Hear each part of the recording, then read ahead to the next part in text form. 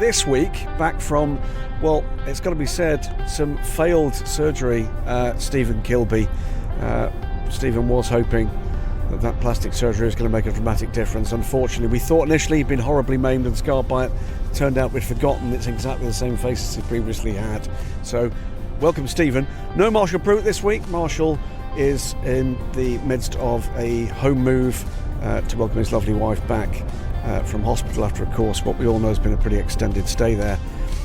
But, as always, with thanks to our friends at Cooper Tyres and our other friends at the Justice Brothers, this show brought to you with your questions and our answers to your questions about the wacky world of endurance racing. And amongst the big topics this week, of course, the announcement by Scott Atherton, the COO of IMSA, that he will be departing that post at the end of this year. As you'll have gathered probably from the ambient sound, not at DSC headquarters, but actually in the backseat of the DSC fun bus being pedalled at the moment by my partner in ownership in DSC, David Lord. Fabulous driver, you know, fabulous. Terrible photographer, fabulous driver. In the fantastic traffic through Belgium. This is the world's most boring journey. It's about 3.5 hours of entire and total tedium. And I was working out a little while ago that this is my 5th trip this year to Spa for various reasons. We're on the way back from the European Le Mans Series, another great race. Amazing final lap with, well, elbows out all over the place, a little bit of afters, a little bit of post-race penalty, and then withdrawal of post-race penalty. And again, an international race meeting controversy about post-race results being changed. I'm sure we'll get into that with questions later. But for now, the format today, principally, simply because otherwise it means just juggling an iPad, is Stephen going to be delivering questions to me. He'll be chiming in with his views. But we'll say, good morning, Stephen. Good to have you back. Yes, good morning, Graham. It's actually quite nice to be in a road trip podcast again. No squeaky chair, of course. No squeaky chair. Shall we get going? I think we'll go for it. Let's start with him, sir. Yeah, let's start with IMSA, and we'll start off with a question from Ryan Terpstra. He says, do we expect any more bopness, adjustments before Petit? Speaking of bopness, will Toyota be under threat at Fuji, or is it another success or two away? I think the answer, by the way, I'm going to start with correcting you on your grammar. The word that you've just mispronounced was actually the latest in the Twist dictionary of Marshall Pruittisms, and it's actually BOP-ness. BOP-ness. So the answer is, I've zero doubt they'll be certainly having a quick look at BOP. Whether or not we'll actually see any major changes, it was pretty clear that Laguna Seca very much favoured the Orica chassis Acuras. Cadillacs were back more in the room, but the Mazdas certainly just seemed to be just about nowhere. Still not quite understanding just exactly why the Mazdas that seemed able to go long in most of their stints went short in the final stint. I've not really had the time to kind of dig into that, but zero doubt we'll see another attempt to get things right. Still slightly perplexed as to why it's been so, well, pendulum-like really this season in IMSA. It's a process that IMSA have got their heads around, but all of a sudden seems perhaps not to be quite as neat and tidy as we've expected back in the past. And next up, we've got a raft of questions regarding Scott Atherton's retirement. So we've got Andrew Muggeridge, Alex Eichmer, and Stephen Gardner, all asking about Scott Atherton, or asking what's our best Scott Atherton story, best achievements of Scott Atherton over his years at the top of IMSA, and just general thoughts on him retiring. Look, whenever you've got a long-standing and very able official such as Scott Atherton, an executive in the case of Scott Atherton, you do tend to look back and see what the life and times of his time in the sport brought us. You would do well to avoid the two things that I think define his time. The first, or the more recent, of course, is his handling of the merger between the very much divided camps of the American Le Mans Series and Grand Am Road Racing. under Jim Franson, new IMSA if you like, and before that it was his guardianship with a very tight team of the American Le Mans Series, which I think defined the shape of modern sports car racing. More or less everything that we watch nowadays fell out from those days. So certainly Scott, as a kind of guardian of the spirit of sports car racing, is going to be right up there with the very best of them.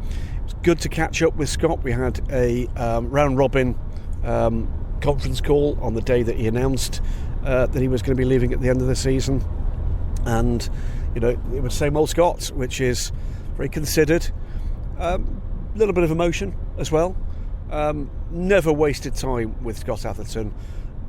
Always, of course, there was politics around motorsport. You couldn't always squeeze out those stories that perhaps readers like, which is the unguarded comment, but that's because he was a master of the art. He was a master of the art of making sure that what he was saying was what he actually meant and not what perhaps the writer or indeed sometimes the reader would like to actually write or read. Lots and lots of stories. My favourite recent one was being a little bit cheeky at Sebring this year. Scott was famous for a number of things, but in the dark days of the ALMS, Scott was famous for basically trying to raise some hope. Clearly there's always a lot of things in the background when there's ups and downs in motorsports, and he had the phrase that he used possibly a little too often, if you knew what I knew, was used very much. I did actually ask him the question, just what is it that you know that we don't? Do we know now, Graham? Yeah, we know he's going. But, Scott, I'm sure you're listening to this. I know you do. Thank you. Actually, thank you on behalf of me and my profession, my guys, everybody else in the press room, and, the redefinition for me that really mattered to the people that hold that racing dear is it's encapsulated in a beautiful catchphrase for the fans, and that was the way the American Le Mans Series conducted itself, and it continues in that vein with IMSA nowadays. What do you think the reaction from the ACO and FIA has been? Do you think that they were as surprised as maybe some of us, outside those walls? They were surprised. I've had a conversation with a couple of principals at the ACO and at LMEM who run WC and ELMS, and I think they were both surprised, and upset's the wrong word. I think when you read some of the commentary around the issues, and of course there are always issues when you've got large organisations with sometimes conflicting priorities, don't get away from the fact that whilst there have been difficult moments, there was always, absolutely always, mutual respect and admiration between the principal characters involved. And I think people would be surprised by the closeness of some of those professional relationships. Don't always believe the stuff when you read it that Executive A hates and loathes Executive B. That's not always the case. In this case, it most certainly wasn't. Never, ever confuse a disagreement with a loathing or a hatred. It's not the same thing, and they're usually big enough and in very many cases ugly enough to accept that. Moving on now, we've got Matt Needer on Facebook, who says, with the glut and supply of talented IMSA drivers looking for work in 2020, do you expect we'll see any migration to the Michelin Pilot Challenge Series? The sporting regs state platinum rated drivers are prohibited in that series. While this would exclude all the Ford GT drivers, it means we could see Lally, Razzle Dazzle or Colin Brown in GT4 or TCR machinery in 2020. All that's missing is a paying AM driver to fund a programme. Are you hearing any such murmurings in the paddock? I'm not, but then again, I'm not in that paddock. I will challenge you, Matt, and good day, Matt, for it's good to hear from you, is all that's missing is basically the money. I think that don't forget that is one of the defining factors. With talent comes a bigger bill, and it would be great to see some of those guys staying in gainful employment. I've no doubt that we will see them in gainful employment, but as Marshall said on last week's show, it's a worrying moment at the moment with where IMSA is. Number of programs that are going away because the plan is that they were going away. A number of programs that we expect to see, turning down the wick or going away as well. Right now, I think we could do with hearing a little bit of positivity about maybe a couple of programs coming forward. I hope that not a single one of those guys finds themselves sitting watching the races on TV next year. But the reality is that some of them will. That's it for IMSA. So we've got WEC, Aslams, Elms and ACO to come, Graham. And there's quite a lot of these. First up, we've got Atkins Consulting on Twitter, who says, what steps will the FIA take to even up the competition in P2 to stop the class becoming effectively an Orica-only class? I think there's two questions, one of which you've not asked and one of which you directly did ask. One is, what are they going to do about evening it up? The other one is, what are they going to have to do with the hypercars coming, and that's basically drifting into the performance envelope for LMP2? The answer to the latter question, I know, and we'll be writing about that in due course. So that will be something that we will come forward with in the coming days. As for how they will even things out between the chassis, that's a really difficult question. We're not going to see a brand new set of regulations immediately. We're going to see the existing cars with some changes made to reflect where they want them to be in terms of performance levels. Is it a worrying time in terms of anybody that's not got an Orica? Yeah, it is, and increasingly so, actually. Does that need action? That's for the governing body, to be honest with you. My view always was that when the LMP2 regulations came forward, there was an advantage inbuilt there, whether wittingly or unwittingly, it's for others to answer, for Orica. Theirs was the only car that could be amended from the existing LMP2, the then 05. It was the only chassis that could be carried over to the 07, and that's reflected by the fact that I believe there's only possibly 2, maybe 3 Orica 05s now in existence, one of which is a collector car. It's one of the winning cars from Le Mans, an Alpine, and that one of the existing cars was built brand new after 2017 as a 05 to run for Jackie Chan DC Racing in the Asia Le Mans series. There was something inbuilt there that gave them the opportunity to use a lot more of the experience they got with that chassis and with aerodynamics. In addition to which, you shouldn't forget either, there have been multiple LMP1 programs with that chassis, that same basic chassis. So again, that has helped them in terms of their understanding and the progress to develop what's proved to be, well, a near unbeatable package in LMP2. We're on the way back now from Spa, Stephen, where we've seen a team that's just switched just a few weeks ago to an Orica chassis, United Autosports, having had the perfect weekend, topping the times in every competitive session, topping the times in every competitive session for the first time in the LMS race for any team since Dragon Speed in 2016. It's very, very unusual in the ELMS for a team setting pole position to go on and win the race, and bizarrely the end of 2016 at Spa was the last time that happened too. So the reality is that is a superb race car, and yes, I think that Dallara and Ligier at the moment are struggling to come anywhere close to matching the breadth of its performance window, and I think that's the point. It's the breadth of the performance window that matters. And as time goes on as well, of course, when you've got the good teams, the best teams with what is the best car, the tyre manufacturers are going to be building tyres that favour that chassis as well. Hello, Ride Turn Lover. He's been in on Twitter and he's asked a question. He says, can you improve Spa by replacing one of its corners with one from the other tracks on the ELMS calendar? No. I probably agree with that. It's a pretty good circuit, Spa, isn't it? I've never thought of Spa as a circuit that's particularly boring. No, Spa produces great racing. We've said it before. We hate driving there and driving back. We don't particularly like working there. It's not a particularly brilliant working environment, but as a spectating environment, as a circuit to actually talk about on, through a microphone type thing, there's few, if any, that are better. It is a stunning piece of race circuit, and I think you need the kind of technical to break up the flow at times, but for me, I look at Spa and I'm thinking there's not much I'd like to change there. I mean, obviously at the moment we're focused very much on safety. We've had some horrifying shunts this week as well. I think 3 Orica chassis badly damaged. Some extraordinary efforts from one or two of the teams, with Edex Sport in particular, overnight on Saturday going to get an unraced, privately owned Oreca 07, bringing it back to the circuit. Nick Manassian, I believe, was driving the van that actually got back at about 4 or 5 a.m, and then the team set to work. That car had not turned a wheel in the team's hands before the race. Amazing stuff. But, you know, are there concerns about maybe some changes to be made to that circuit with things like resurfacing that might have lost some of the grip, etc.?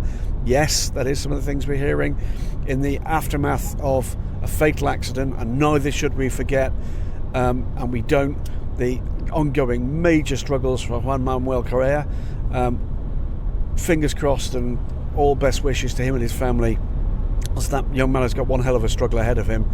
Of course, in the wake of those accidents, that there are going to be questions asked about whether or not the safety systems at Spa are sufficient for the cars with the capabilities they've now got. Let's wait and see. But I'm certainly not going to be somebody that's going to stand forward and say it's completely inappropriate to put a gravel trap in point A and point B. I love my sport. I love to watch my sport. I want to see people racing and racing hard, but I'm not prepared to put the safety, the ultimate safety of those young men and women ahead of my enjoyment. Next up is Sam Hampshire on Twitter. He says, why has Jackie Chan DC Racing's presence in ACO Series diminished so much? They've gone from 2 cars in the WC and multiple in the Asian Le Mans Series to just one Jota run car. Do you know the reason why they've been cutting back and what they're up to now? I think you know that more than me. I mean, I know the basic answer, but I know you dug into that at the prologue, Stephen. Yeah, I'll do a quick plug. If you listen to the Marshall Pruett prologue special from earlier this year, there's a sort of 10-15 minute conversation with Sam Hignett from Jota on there, which answers these questions and more about how that Jota JCDC effort is running this year. But it's mainly down to commercials. We know with the new format with the WC and the calendar, that it is difficult to find customers and sponsors that will back you for a full season, because it crosses over 2 financial years. So that is something that we know that Jackie Chan DC struggle with a little bit, making sure they have sponsors on board. And in this case, it's just fallen that way that they haven't been able to field 2 fully branded cars. So it's gone back to one Jota run car and another car which is a Jota entered car, and it's given Jota a chance to relaunch themselves as a sports car brand. And we mustn't forget that even when they did have 2 cars, it was Jota behind the scenes. So not too much has changed in terms of who you see in the garage. It's more livery and team name that's changed. We'll move on now to Rob Horn on Twitter. He says, are the LMP3s balance of performance? If not, when will Ginetta and Ades sell some cars? How long do you expect them to be competitive after being out for so long? Thanks for the great show. No, they're not. So there is the cars are already homologated. All 4 of the new cars are homologated. 2 have run, Ligier and Ades. The Duquesne is due to run tomorrow, I think. I'm right in saying, Stephen. And the Ginetta is about now as well. How do I expect it to be competitive? Yes. Don't forget that Ginetta was the first car out the blocks, and almost a year before we saw the Ligier. Major problem with that car was actually weight. It was overweight compared to the regulations. It was overweight compared to the Ligier. There's never been anything wrong in terms of its straight line speed. It's amongst the slipperiest cars in LMP3 even to this day. We will, I'm sure, start to hear about sales for most of those cars pretty soon. The last conversation I had with Ginetta said that they were in a very advanced talks with a number of teams about sales. You and I have been plodding the paddock in Spa, and we've picked up at least 3 teams that have confirmed that they've bought Duquesne. Can you remind me how many teams you've been told have actually put names on contracts for Ligier cars? It's a fair number. Yeah, it's AF Corsa, 360 Racing, United, and there are a couple more. There's definitely a couple more than that. I think it's 5 or 6 teams already. We expect a lot of those to be with multiple cars. And the other thing to say here is this is before many of those teams have had a chance to sample the new cars, because of course the testing that's been done so far has been the development testing by the factory. But certainly fair to say that Ligier have done the most testing. Ginetta have had the engine for that car, but have clearly had their hands full with LMP1 programs. It's still a very small team at Ginetta, but my understanding was as soon as they were sending off the freight for WEC in Japan, then the next thing on the agenda was to test the LMP3 car. For me, it's going to be very interesting to see how the performance of the 4 cars actually comes out. Did have a chance to speak, by the way, to Stefan Chaussee of Ades, who was at Spa, lending a hand with the H24 project, the hydrogen fuel car that of course uses an Ades chassis. They are still looking for a partner to get a car or two into international racing, and it would be great to see all 4 cars out competing against each other. Either way, we are likely to see an Ades chassis racing in the Michelin Le Mans Cup next year, because the H24 car is likely to see some race action. One thing to make certain, and I'm not sure whether or not I think in fact there's a question about hydrogen fuel later, so I'll come back to that one later, but I think there's been some misunderstandings about what that car is about, what they're trying to do with that car, so we'll come to that a little later in the show. Josh Ridgian on Facebook says the Glickenhaus Hypercar has been revealed this week, and as a follow-up question to last week, do you expect a fin to be added to it before it races? I think I do. I don't see any reason why they shouldn't have the additional piece of aero in their armoury that's designed to do one thing and one thing only, which is basically to help the car stay on the ground in the case where it gets sideways. So I think I do. Lovely to see the render. The render looks stunning, without a shadow of a doubt. Great to catch up with Jim Glickenhaus last week, and we brought you on Racer.com and on Daily Sports Car some of his thoughts, and we'll wait and see just exactly who the engine partner is going to be for that car. I think there's a massive visual clue with delivery of the cars carrying, as we've said in both those pieces, Stephen. No, I'm looking forward to seeing what that can do once it gets out on track, because it is a beautiful, beautiful car. Daniel Summersgill on Facebook says, do you think that Kamui Kobayashi's Le Mans qualifying lap record of 3:14.791 will ever be broken? Hashtag me personally, I think the record could last a very long time, given that Hypercar will be much slower than LMP1. It may be possible in 2020, but given EOT, although there are no handicaps at Le Mans, and the fact that the record was set in perfect conditions, I think it's very unlikely. What are your thoughts? I tend to agree with you entirely, to be honest with you. I think we have got a chance in 2020. That Toyota has never been better. They have put some development into the car for this year. They will want to send that car out with a bang, without a shadow of a doubt. But beyond that, we are talking about turning the dial down for some little while yet. New technology is on the way beyond Hypercar, and again, stories beginning to emerge about that. And of course, if you're a manufacturer and you want to show off new technology, you want to encourage people, inspire people compared to what's gone before. You want to show that, whether it's EV, whether it's fuel cell, whatever it is, you're going to want to show that there's no compromise on your performance and on your endurance. So I wouldn't write it off, but I think you're right. It's going to be some little while before there's even a hope. I know you were saying just then that you'd spoken to a few people about hydrogen and the H24 project. I know it's really, really early, like years and years out from hydrogen cars properly hitting the track at Le Mans, but is there a target lap time or anything like that at this stage? Remind me. Not a target lap time, but the clear intention from Zero Emissions is that it will be very soon after introduction, will be in contention for the win overall in the race, whatever level of performance that is. And I genuinely cannot see that being any less impressive, if you like, than what they're aiming for Hypercar, which is around the 3:30 or just below for race pace, not qualifying pace, race pace. So I think that is going to be the starting bid. Next up is Michael Breedick, and I apologise with all these names. I'm probably, because I've got a juggling iPad in one hand, I'm probably mispronouncing and butchering. Hashtag blame the surgery. That's what I'm going to say. On Facebook, he says, the WC race together with the ELMS at Silverstone and together with IMSA at Sebring. Do you think there will ever be a weekend with the WC and Asian Le Mans Series race together in Asia? If so, which track would you prefer? we've had it. We did it at Fuji some years ago. That was my first real introduction to the series. Now that would have been when, Stephen? 16?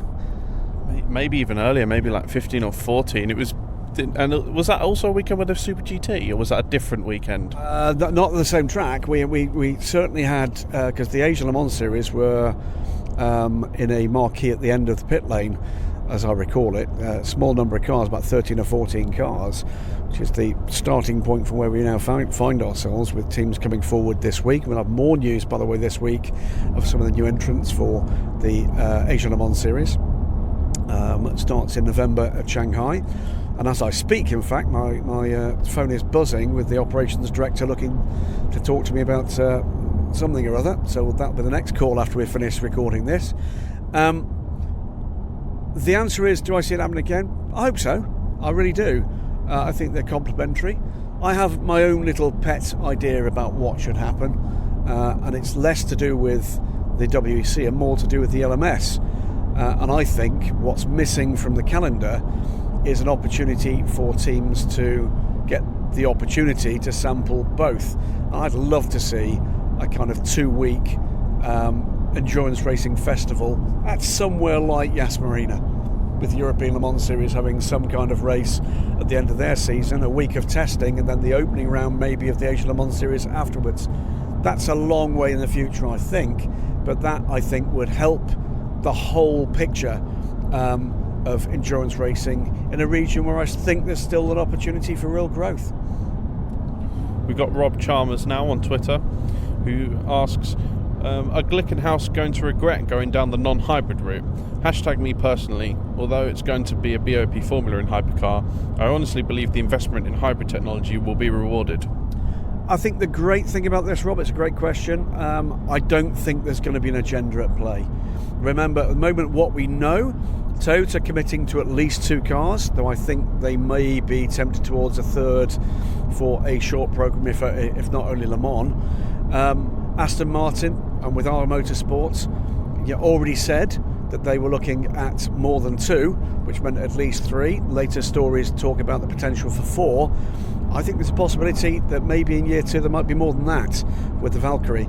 I can't see a governing body restricting out through choice of powertrain the numerically dominant partner, if you like, in that. So I hope not. I don't believe so. Can Glickenhaus produce a package that is going to be capable of going head-to-head with Aston Martin and Toyota? Well, Jim Glickenhaus thinks they can, and I'm going to have great fun watching him try.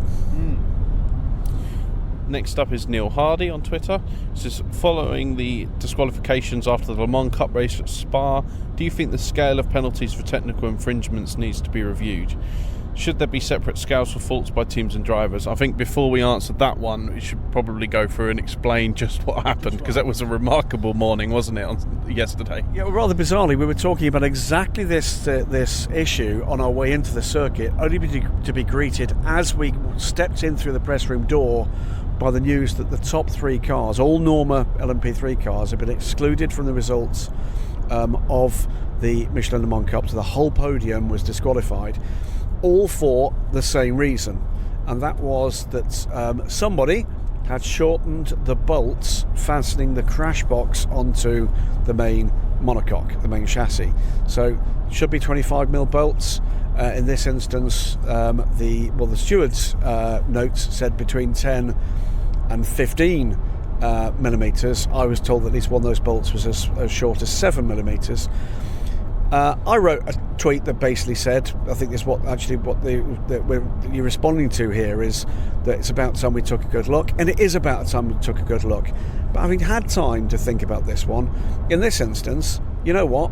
It's safety related, and I get it. This is not going to be the only thing on those cars that the teams or the manufacturers or whoever else involved would have played with to try to find some tiny competitive advantage. When safety is involved, I don't really have very much of a sense of humour about it.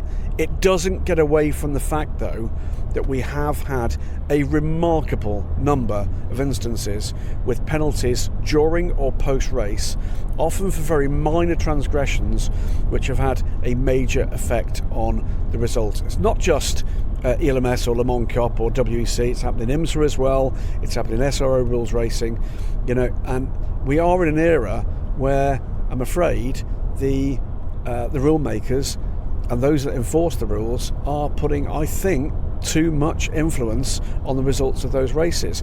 Yes, rules are rules, without a shadow of a doubt, but I do think we need to look again at the effects that has on the overall picture, on the competitive picture, and in particular when you can get into the position where perhaps there might be instances where a team is punished but the drivers aren't, because let's not forget who's a customer to who.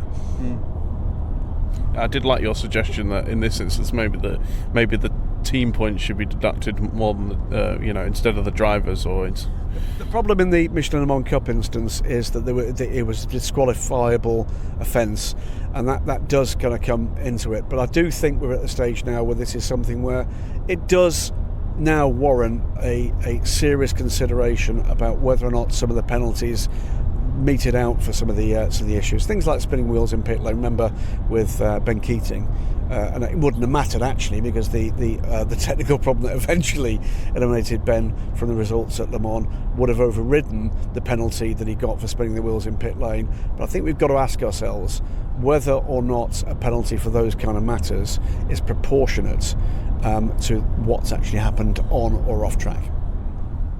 Richard Cooper now on Twitter writes, if the WEC TV crew got rid of cameramen who film less than exciting shots of team members staring off camera during on-track battles that nobody wants to see, could the money be saved to allow for TV coverage to be free on the app? Oh, there's a leading question. Okay, first things first.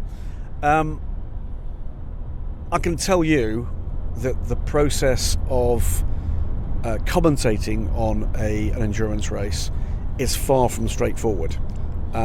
I'm delighted to be involved in that. It's a part of my job that I absolutely love.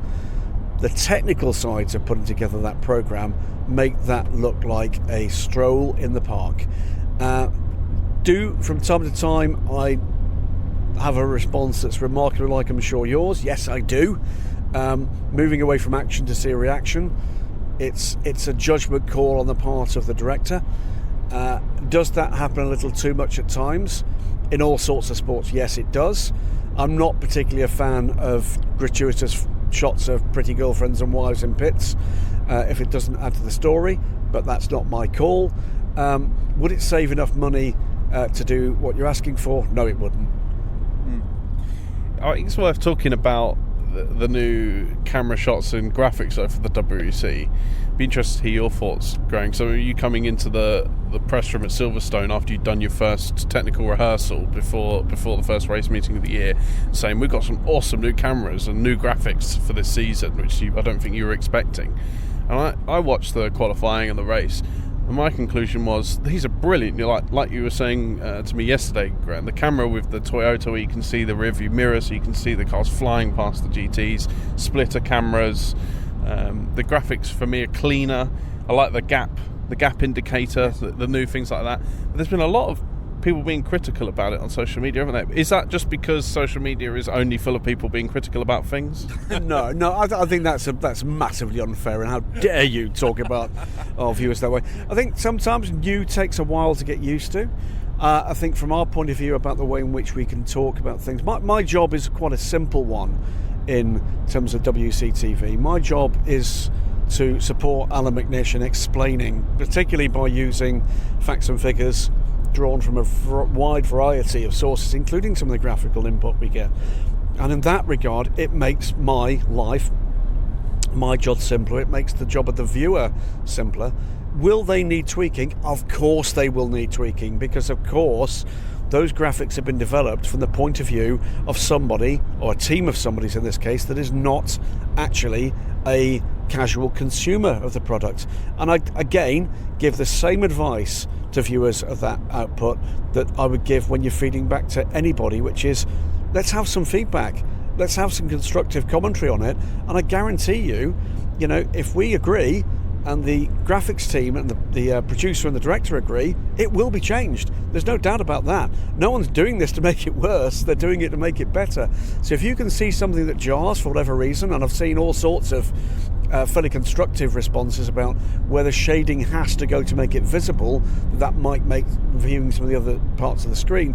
Those are the kind of things that can be played with, that can be juggled to see whether or not and where the happy medium is. So please do, if you've got that level of feedback, I'm perfectly happy if you'd have dropped me a line through social media or by email. For those of you that know what my email address is, drop that feedback to me. I will write it all up and I will give it to the team in the production office, and then they can make that decision. They will look at it, I guarantee it, and if they think that you've got a good point, I would be pretty secure in my kind of opinion that by the time we get to Shanghai there might be some changes made. And remember, kids, just shouting "it's terrible" doesn't help. It doesn't. I think, I guess it's no one has produced something that's worse for you on purpose. What they've done is, and I had this conversation with the team, they are rightly proud of the work that's been done, that what they've tried to do is to respond to some of the clear gaps in knowledge and ability to access that knowledge. There is more to come, by the way. There is more to come, and you'll see some more emerging as the season comes forward. I'm not going to give anything away quite yet, but some quite exciting stuff to come with that. Can I help you in terms of the issues around where and when you can access and how much that costs? No, I can't. But what I can do is to provide a bit of a back door, if you like, into the people whose opinion really counts, which are the guys spending the money and spending the time putting that graphics package on screen. James Hewitt next on Twitter. He says, so with the hydrogen car now making free practice 1 and free practice 2 at Spa, how long could it be before we see this car make some sort of racing debut within the Le Mans Cup? If I'm rightly, it was supposed to race at some point this year originally, wasn't it? The original idea was that it was going to race in Le Mans Cup this year, and that didn't happen, I think, for a couple of reasons, one of which has now been dealt with, and we'll come to that in just a moment. And the other one is the performance has not been yet at a level that makes it safe to put out amongst those cars. First thing to say about performance is, and it's one that I've got wrong before now, but was reminded by none other than Pierre Fillon, that the performance target for those cars is not LMP3, it's GT3. The reason it's not LMP3 is not because it can't go far enough on fuel. It should do around an hour on a tank of hydrogen fuel. It's because of the weight of the car. The car at the moment is about 1.4 metric tons, significantly heavier than an LMP3 car. In terms of where we were in performance in those free practice sessions, yes, it was still a little off a well-pedalled GT3. It was way off a well-pedalled LMP3, but that performance is beginning to come forward, and there have been tweaks made, including new front panel. It doesn't quite look like a kind of bottom-feeding fish anymore. It's now got a front panel with some really quite neat running and racing lights. And I think you're going to see more and more coming forward with that project in its role as a technology demonstrator. So first things first, my understanding is that we will see that car running in races in the Michelin Le Mans Cup next year. The thing that has made that difference, their ability to do that, is nothing to do with the performance of the car. It's actually what we saw for the first time at Spa, and it's very neat indeed. It is a containerized fueling station for hydrogen. Now, one of the big problems, and anybody that's kind of following the travails of the automotive industry at the moment will know that one of the big problems about the spread of new technologies is having the infrastructure for EVs, for instance, for alternative fuels, that every fuel station doesn't have every alternative fuel that people might like. And certainly, whilst we're playing a rapid catch-up game, there is not by any means yet a comprehensive network at the level at which it would be needed to support a rapid spread of EVs. Having the opportunity to put a fueling station on the back of a truck and take it with you to a race, That is what unlocks the opportunity for that technology demonstrator to join a European Championship like the Michelin Le Mans Cup at every round. If I'm not yet aware it's every round for Michelin Le Mans Cup, but certainly my understanding is it's multiple rounds at the very least. Most of the viewers at home, or listeners in this instance, at home, probably haven't seen this car turn a wheel yet. You've been on site, you've been close up to the car, you've seen it run. Does it excite you? I think the technology excites me. I think it's got there's some passion around it, and anybody that's got a kind of passion for innovation and new technology, you can't fail to be impressed by it.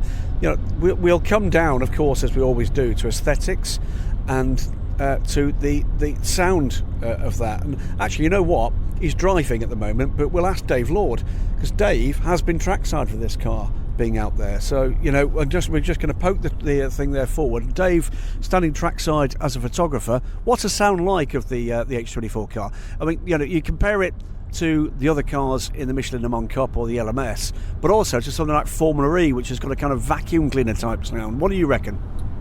It's mostly tyre noise and a whooshing noise as it comes past. And is that noise from the car, or is that just simply the air being moved? Just the air being moved. And I think that's what we've got to look forward to in terms of new technology.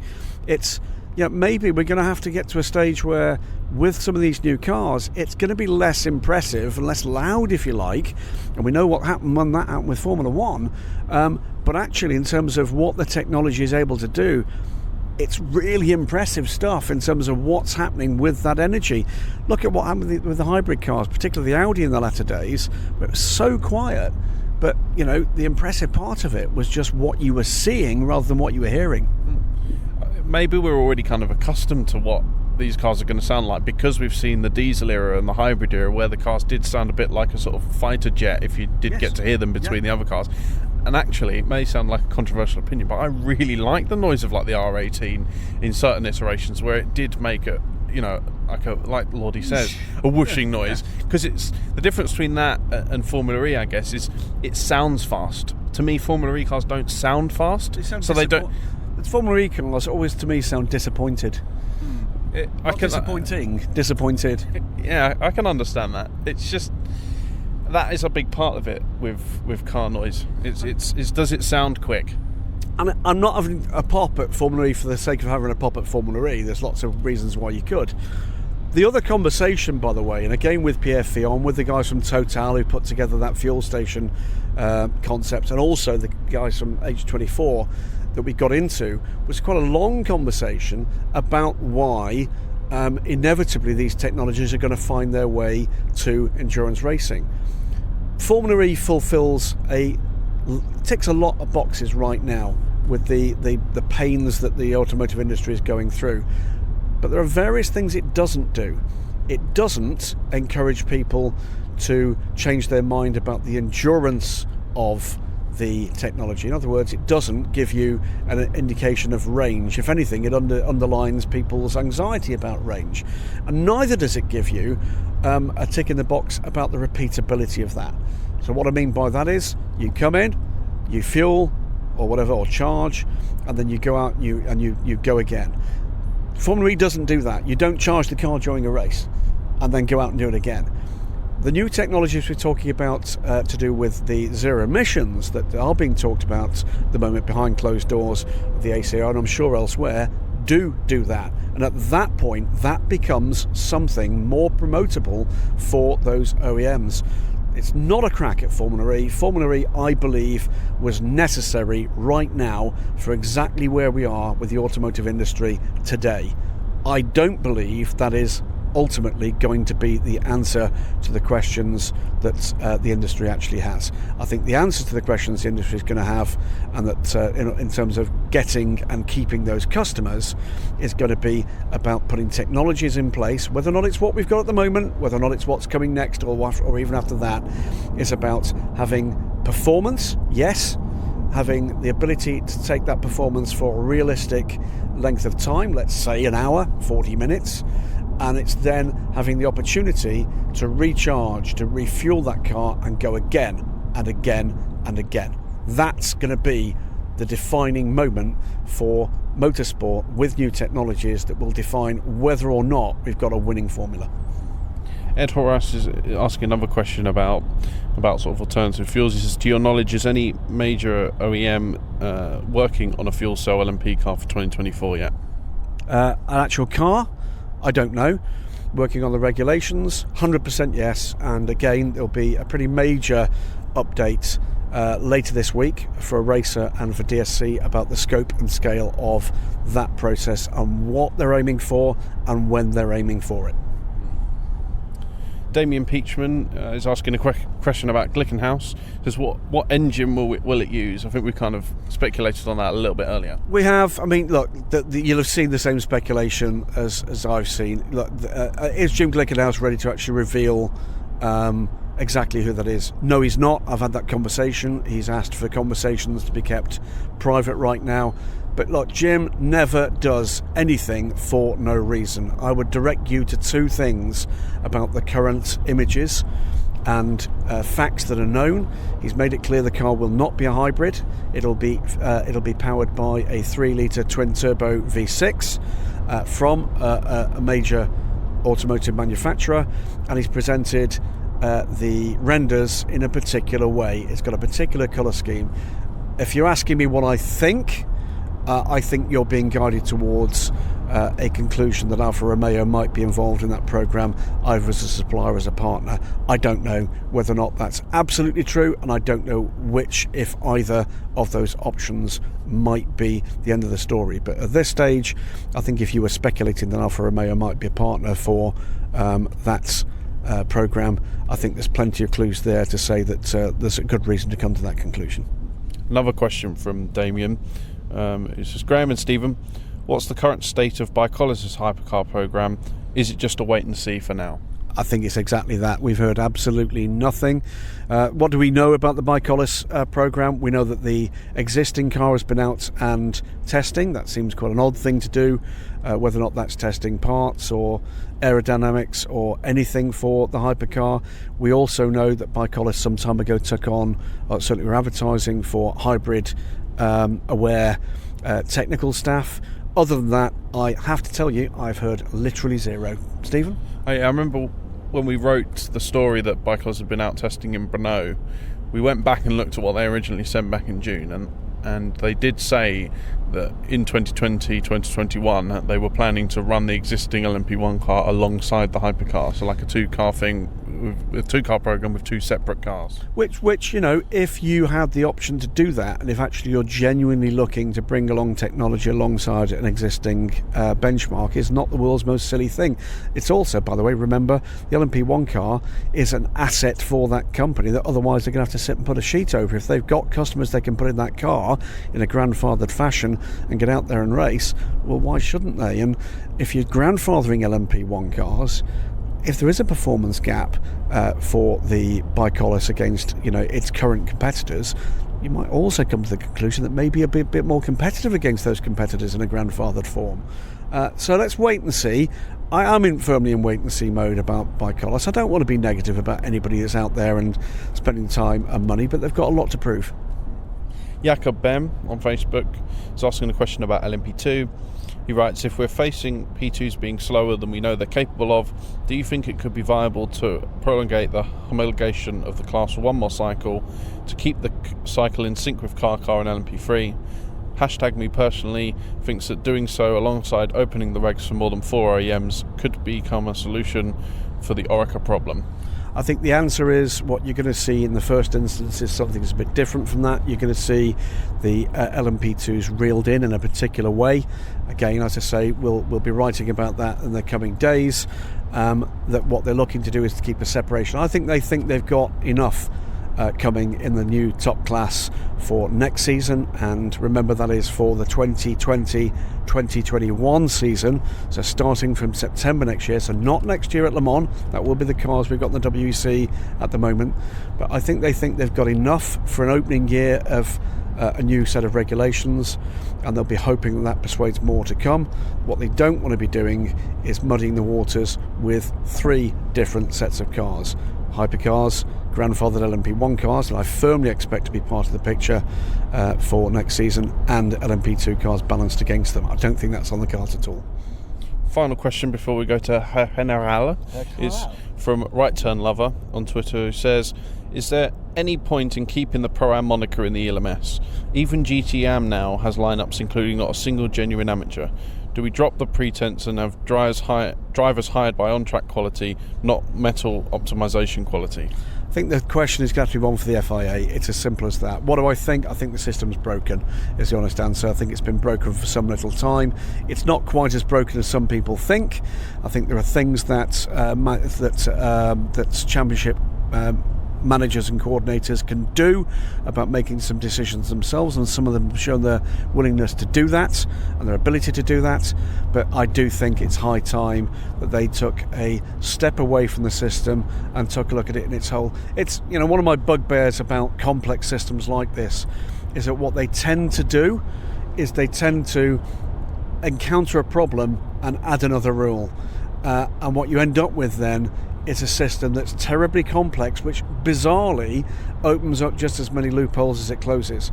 So for me, I think we're now at a point where the FIA, and it is firmly the FIA, pass a rattly truck there, firmly the FIA's responsibility, need to take several steps away from their current system, liaise with those that actually have to use that system, and that includes the race and championship organisers and the drivers at all levels, including gentlemen drivers, and ask some searching questions. This is a system which, let's not forget, the drivers involved pay for. You pay a fee every year to have your rating reassessed, whether or not it's going to stay there or whether or not you're looking for a change to be made. It is, you want to race in a championship that has got that system imposed over it, you've got to pay. It's high time some of that budget was actually used to see whether or not it's providing a service or whether or not it's becoming part of the problem. It's time to go to General, Graham. General. General. We'll kick that off with Ben Goodwin on Twitter, who asks, is there a risk of single-make GT championship markets becoming oversaturated with Aston Martin joining Porsche, Ferrari, Lamborghini, Audi, and some others I'm sure exist but can't think of? There's loads of them. Let's start with the one that's right in the middle of it, which is the reason they're all trying, and that's Porsche.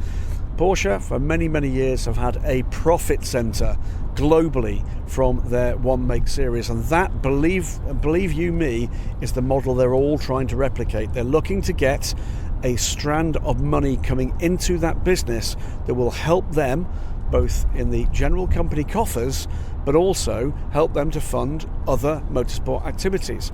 Is it saturated? Well, I think you can come to that conclusion when you get to the stage where grids in any particular market are looking shaky.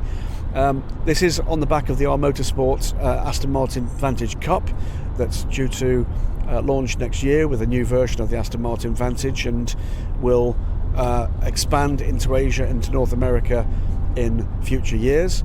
I'm not as negative.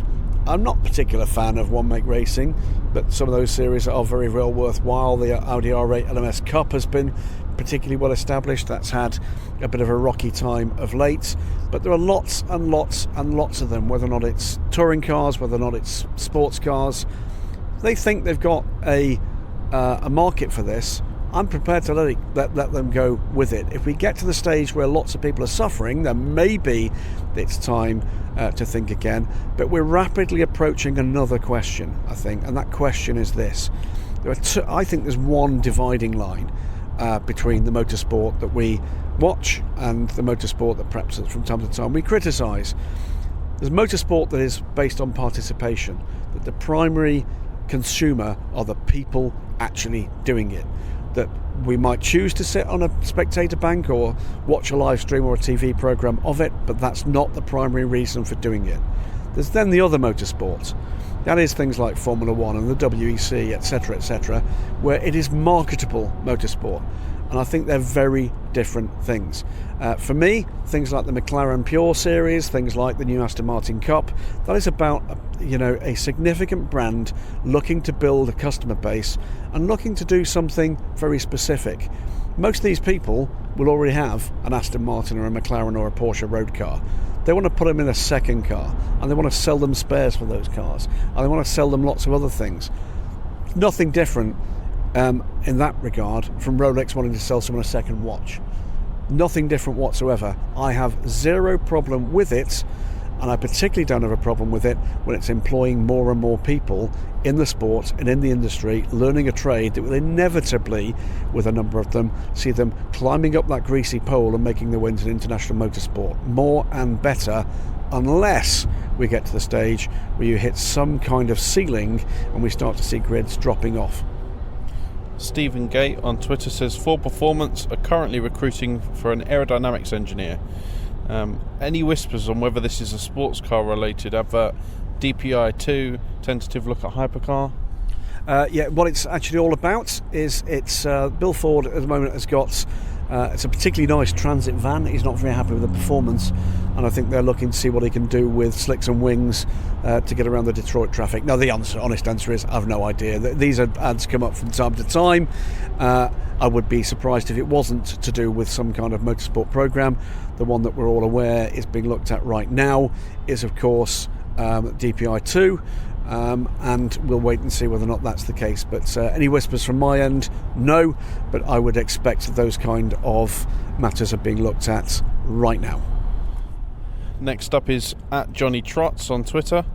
With Nico Hülkenberg and Robert Kubica, two known drivers about to lose their seats in Formula One, is a change to sports cars evident? As a team manager, would you sign ex-Formula One drivers to receive publicity and technical insights, or would you rather see a negative impact, or would you rather see the negative impact on salaries and teamwork? It wasn't that long ago that Kubica was supposed to race in the WC, was it? Because he turned up at Bahrain, he was due to race with Bike-Oles, wasn't he? He's tested a couple of times in a couple of different cars and has made different decisions about that. Just want fast guys who actually give good technical feedback. If that comes from Formula One, then great. Do I think there's a particular massive boost by putting Nico Hülkenberg in the car? Not massive. There'd be something. He's a known quantity, but a superstar Nico most certainly is not. He is a Le Mans winner and therefore a driver of some more than reasonable quality. It's not being derogatory, it's just a fact. Robert Kubica, for reasons everybody's aware of, Robert, has been fighting back after, let's not underestimate this, a horrendous injury he suffered in that rally car, and I'd love to see him back up to the kind of the level of performance and results that he was having before that. Absolutely headed for greater things.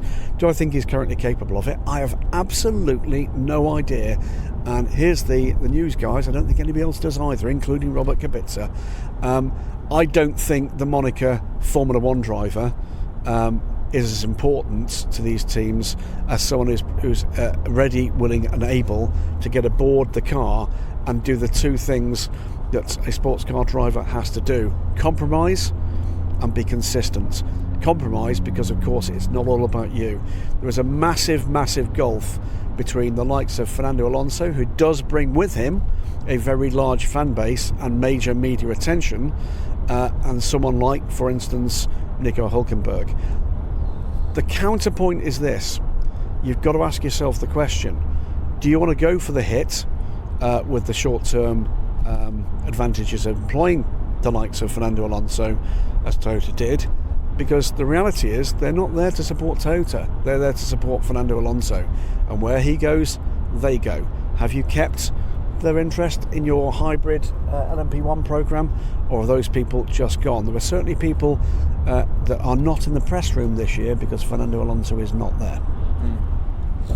Next is Jeff Easterling on Facebook, who asks, are there any current plans to replace the Ferrari 488 with the F8 in GTE or GT3? There's clearly going to be a succession program for Ferrari. We're not hearing about that quite yet. It's still clearly a very, very capable machine. I think we're going to see an evolution of the 488 before we see a replacement model from Ferrari, and as to the timescale on that one, absolutely no information yet. Another question from Damien Peachman now on Facebook. He writes, Any idea if Honda will continue in the IGTC next year, and what are the chances of Aston Martin or anyone else joining the GTC as a manufacturer? I'd be surprised if we didn't see something from Aston Martin. I think Lamborghini have already announced their intention to join. As far as Honda's concerned, they're in the business at the moment through JAS of selling those cars and actually getting those cars in front of the key audiences. Some of those key markets will be, I think, a big plus. I would be surprised if they didn't show up again. They are one of the manufacturers that need to sell a few more cars to keep within their homologation targets. There's got to be 20 cars sold for each of the GT3 iterations within a 2-year period, and at the moment Honda are one of those ones that we know need to get a few more cars sold. I think they're going to be okay, but I think IGTC could help them. It was interesting at Suzuka to have as many as we did on track, but I think they'll be looking for a couple more customers on top of, for instance, the customers they've got in North America, in Japan, and with, of course, Bob Neville and the Rocket RJN efforts in the Blancpain Championship. So, hope so. Cracking looking car, certainly very capable. And interestingly, we've already got 2 of them, by the way, confirmed for the FIA Motorsport Games at the end of this year. And another question from Damien. He's asking a lot of questions this week. My goodness, is there a limit? Is there a limit on questions? We might have to pull I mean, start doing this, asking 6 questions or something like that. Jesus. Taking the mickey. It is taking a mickey. He says, what are the chances of Bentley and Aston Martin returning to the SP9 class at the Nürburgring 24 Hours next year? I think reasonable chance. So I'll be, quite surprised, depending on what they decide to do. If our Motorsport didn't decide to actually have a bit of a crack at taking a major crown. I think it's high time we had somebody basically just putting one over on the Germans. That'd be quite nice to see one of the GT3 organisations, whether or not McLaren might be part of that effort as well. They've had a crack at it before now, with Kevin Estre, of course, setting that fantastic lap record some years ago. Ferrari too, for that matter, with some interesting stuff. Unfortunately, with Team Wochenspiegel having moved away because of the power restrictions, and a bit of a huff over that. But I'd be surprised if we didn't see something coming forward. As for Bentley, they've shown that that's been on their radar before now. There's a new man at the helm of Bentley Motorsport. I think I'd be interested to see what emerges in the next year or two as they take a look at what resource they're putting in, they take a look at what benefits on return on investment they're getting out, and they take a look at the other alternatives that might be available in motorsport. Final question in the General section comes from Ed Horace. It says, is there something particularly satisfying for English racing writers and broadcasters to use the word monegasque? Every time I see or hear reference to Charles Leclerc, it is inevitably preceded by the monegasque, but I almost never hear the Finn, the German, the Englishman or the Dutchman. Are these journalists showing off that they know what a resident of Monaco is called? Is there some kind of legal requirement, or is there something deeper that I'm not aware of? It is a legal requirement. If you check into the Monegasque statute book, you'll find that the Monegasque statute book requires that every time you talk about the Monegasque state, you've got to use the word Monegasque. It does lead people sometimes to blow a monegasket, and that can be a bit of a problem as things move forward. But I'm very proud not to be monegasque, but we're not allowed to actually mention what we are.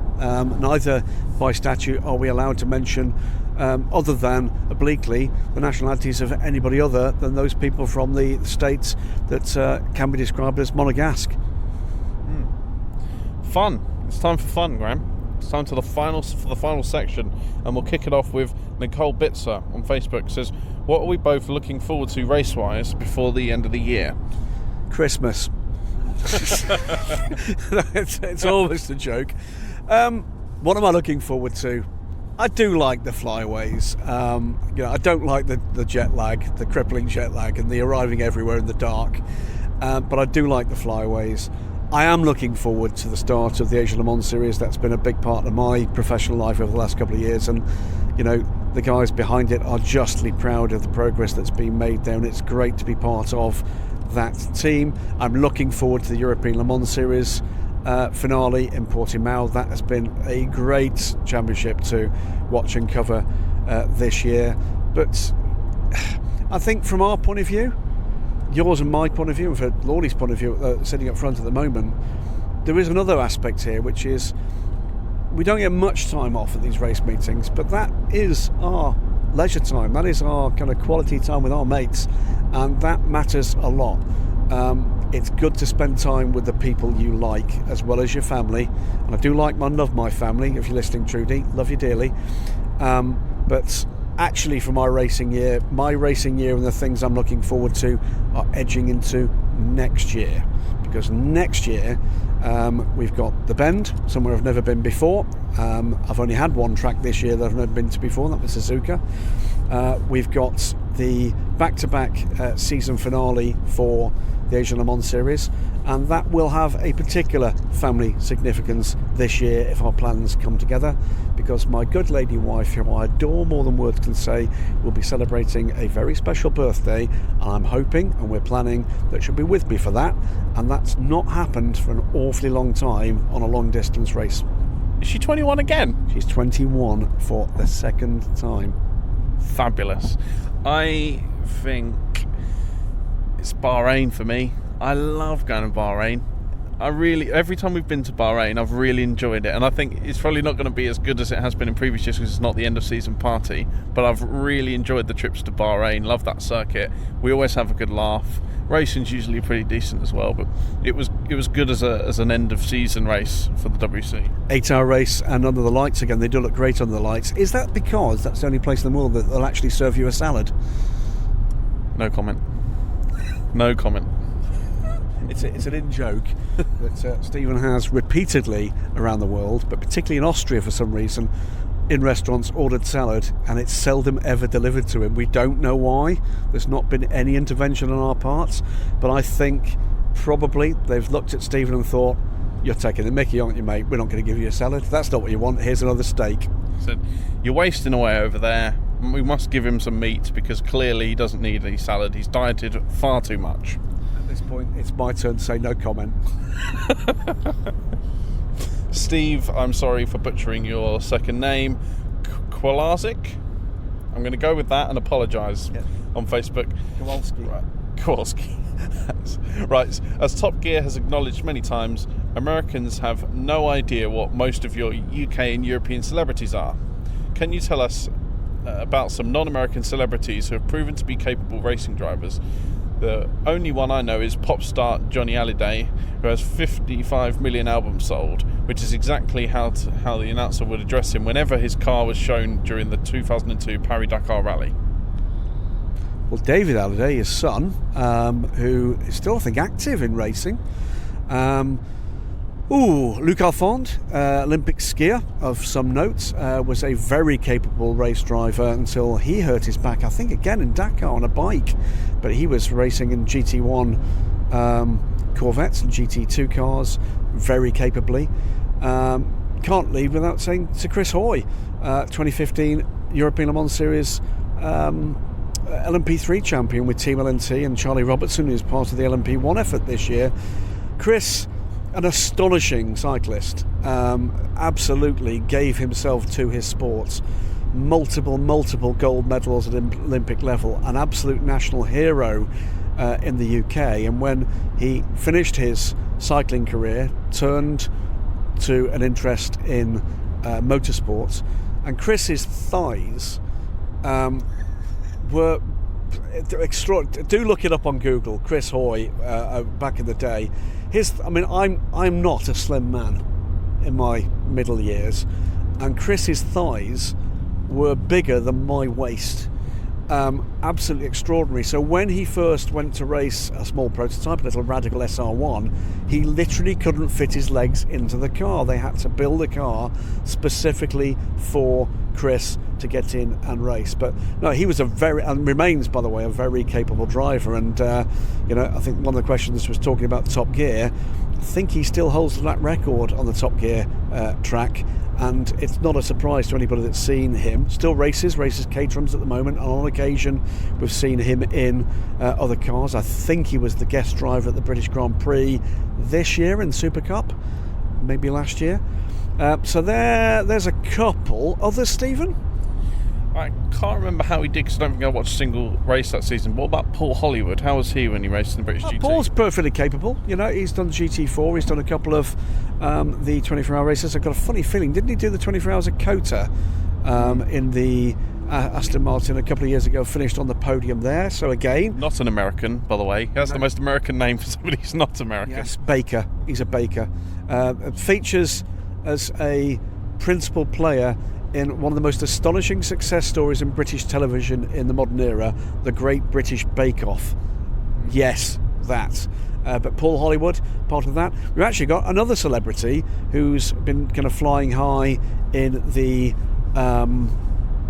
British GT Championship, ex-soap actor, now Strictly Come Dancing contestant, taking over from the another injured celebrity. I'd watch these celebrities and think I have no idea who these people are, but no, we've had a number of them coming along and plying their trade and actually doing pretty well. So no, aside from Sir Chris Hoy, in terms of the UK celebrities, I'm struggling to think of any others at that kind of level. We've had a few come and go. We've had a few that have come in and been utterly woeful. Andrew Ridgeley, latterly the very much lesser part of Wham, alongside the dear departed George Michael, came in and wrecked a few race cars for a number of years.